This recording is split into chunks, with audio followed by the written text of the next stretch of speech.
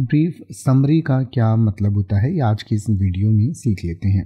Brief का मतलब होता है संक्षिप्त या कम शब्दों में, और समरी का मतलब होता है विवरण।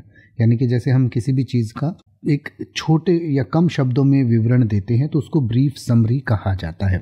यानी कि जैसे मान लीजिए किसी हम किताब की बात करते हैं तो एक किताब मान लीजिए 500 पेज की किताब है और उस किताब को पढ़ने में आपको 5 घंटे लगेंगे। लेकिन अगर कोई व्यक्ति आपके लिए वो किताब पढ़ लेता है और पढ़कर आपको उसकी मुख्य मुख्य बातें बता देता है, या फिर उस किताब को आप जो मेन पॉइंट्स हैं उनको जान लेते हैं, तो आपको किताब का जो पूरा सार है, किताब की जो बात है वो मोटे तौर पर समझ आ जाती है।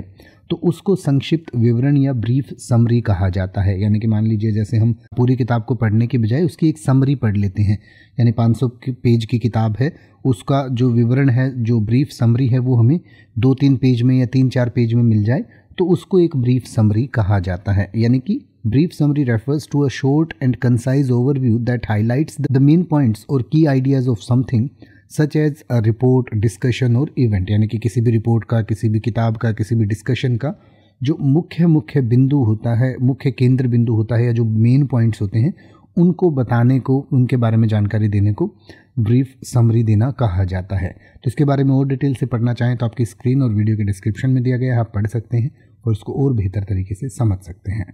अब आप किसी भी वर्ड का मतलब हिंदी और इंग्लिश में YouTube पर सर्च कर सकते हैं, आपको मेरी वीडियो मिल जाएगी जिसमें आप बिना किसी फालतू बकवास के सीधा उस वर्ड का मतलब समझ पाएंगे। तो ऐसी ही वीडियोस को देखते रहने के लिए चैनल को सब्सक्राइब करें और बेल आइकन को प्रेस करें।